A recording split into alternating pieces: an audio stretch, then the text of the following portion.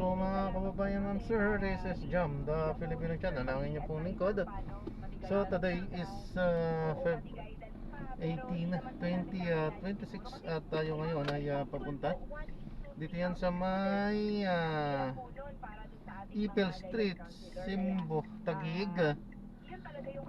At dadalhin po natin yan sa may Coffee Project BGC sa may 20th corner ng 21 Drive, BGC Taguig po yan, ha?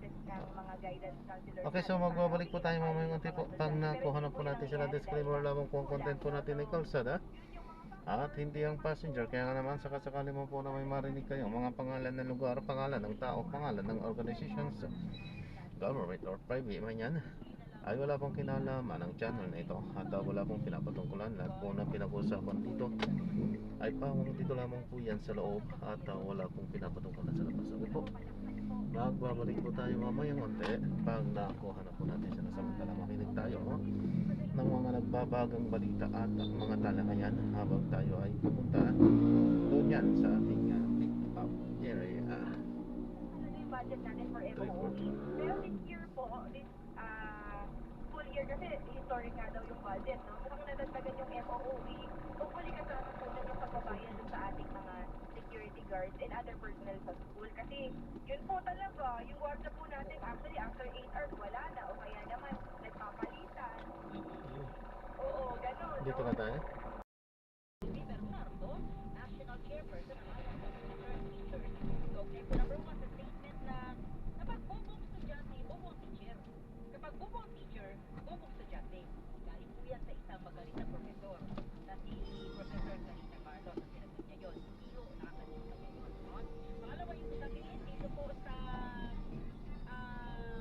crime sa mga eskwelahan, no? Nagiging madalas.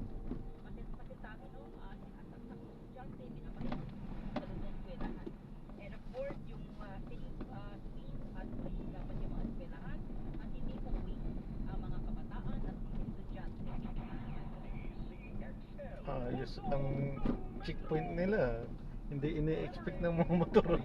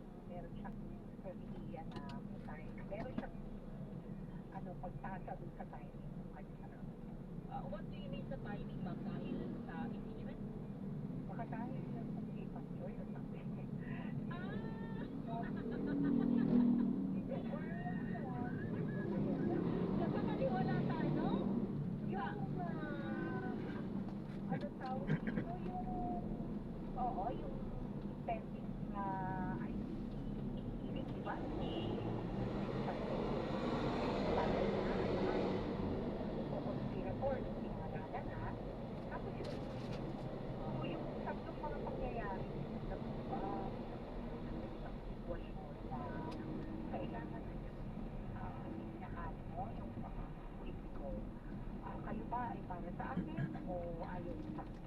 So, any statement na, na patungkol dito sa tatlong mga pangyayari, pwede nang pagsuspektahan ng mga tao kung kanino sila nakalito.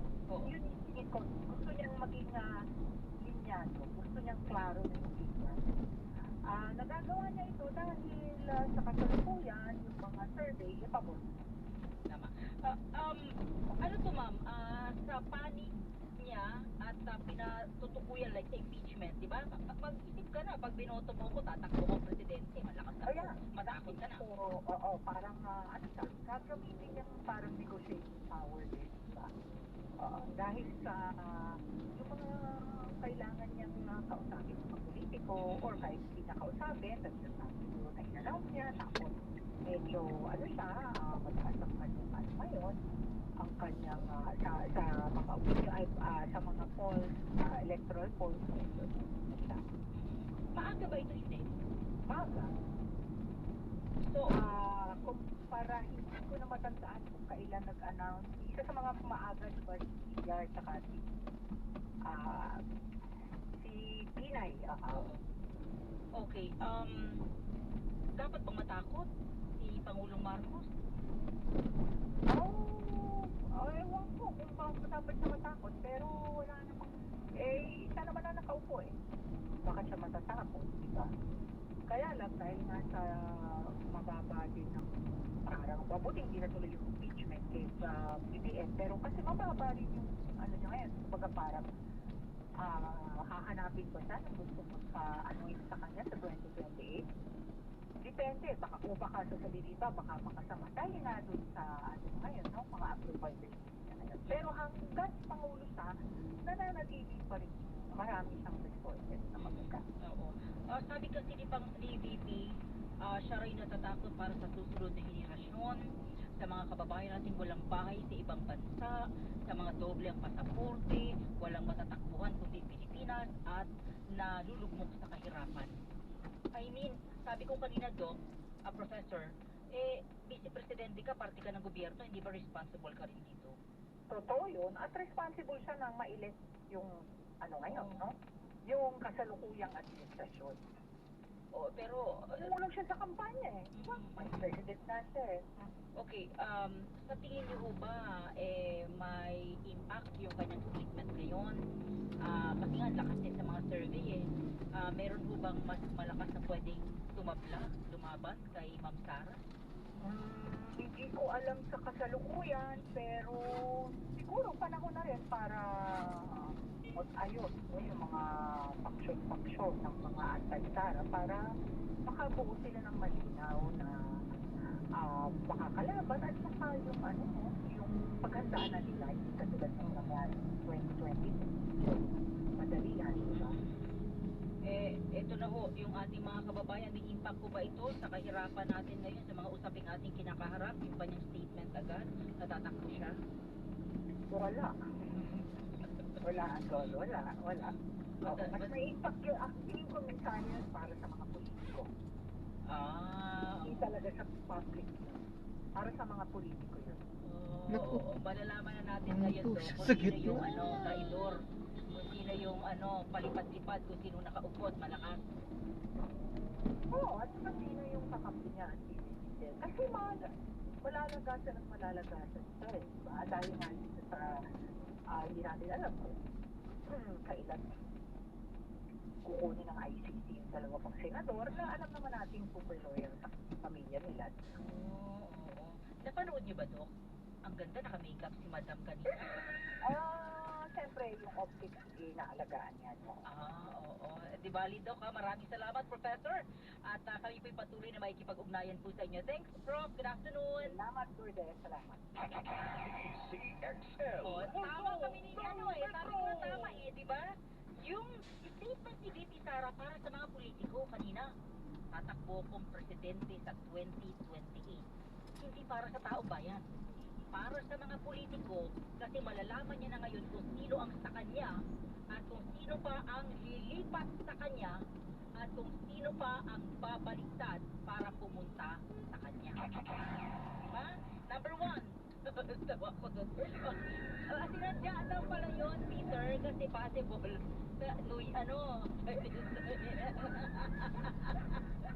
Yun, ganun papaniwala si Pisa. Ay, siyempre, pag pakaswertein ka, hindi, pero sabi, number one, ito ay para sa usapin sa ICC, sa tatay niya. Number two, dahil sa pinangalanan na yung mga sangkot sa war on drugs na pawang malalapit sa kanya at sa kanyang ama. At number three ay ang usapin ng impeachment. Again, ang statement ni VP Sara kanina, hindi para sa taong bayan, kundi para sa mga politiko, para malaman niya na raw kung sino ang sa kanya at sino ang lilipat pa sa kanya. Pagtakbo sa pagkapangulo, paraan umano ni VP Sara ng pagtakbo sa pananagutan. Ayon kay Representative Rene Co, Radyoman 1, Grace Mariano. Naniniwala nga si House Assistant Minority Leader at Kabataan Party List Representative Atty. Rene Co na ang pagtakbo ni Vice President Sara Duterte sa pagkapangulo ay paraan ng pagtakbo mula sa pananagutan at hindi naman para sa bayan. Isip ko wala na dapat comeback para sa mga kurap dahil hindi makakain ang taong bayan ng sorry ni VP Sara at hindi daan ang isang presidential run para ito ay mapatawad. Malinaw para kay Co na isa si VP Sara sa nagtulak sa mga Pilipino na malunod sa baha ng kahirapan. Bahasan pang sinabi ni Co na gaya-gaya si VP Sara sa mga Marcos na nag-ambisyong bumalik sa Malacanang para linisin ang kanilang pangalan. Punto pa ni Co, paano maaasahan si Duterte sa 2028 kung unlead bakasyon siya sa kalahati ng termino niya at naging legasiya umano ng unity ang panluloko at pandarabong sa bayan. Kung sunod hinihikayat ni Co ang mga kabataan na umalpas sa pagkabihag sa ilang kurap na pamilya na siya ring panata sa paggunita ng EDSA People Power Revolution. Kasama mo sa Kamara, Radyoman 1, Grace Mariano, Tatak RMN, DZXL 558. Media at ONBI at Presidential Task Force on Media Security magtutulungan para sa pagpapalakas ng proteksyon sa press freedom. Radyo Mendoza, Joyce Adams. Magtutulungan ng NBI at ang Presidential Task Force on Media Security sa pagpapalakas ng proteksyon para sa press freedom. Nakasaad din sa Memorandum of Agreement na kanilang nilagdaan sa NBI headquarters ang pagpapalakas sa kampanya ng pamalaan laban sa karahasan at pagbabanta sa mga kagawad ng media o sa media practitioners. Bahagi rin ang nakasuduan pagpapabilis sa pagresolba sa high-profile cases kung saan ang mga biktima ay media workers. Itinalaga naman ni NBI Director Anthony Tomato ang kanilang investigation ng service, homicide division at public relations and information division na para pangunahan ang investigasyon sa mga karahasan laban sa mga mamamahayag. Kasama mo sa DZXL Manila, Radyo Joyce Pugatas at Tatak RMN.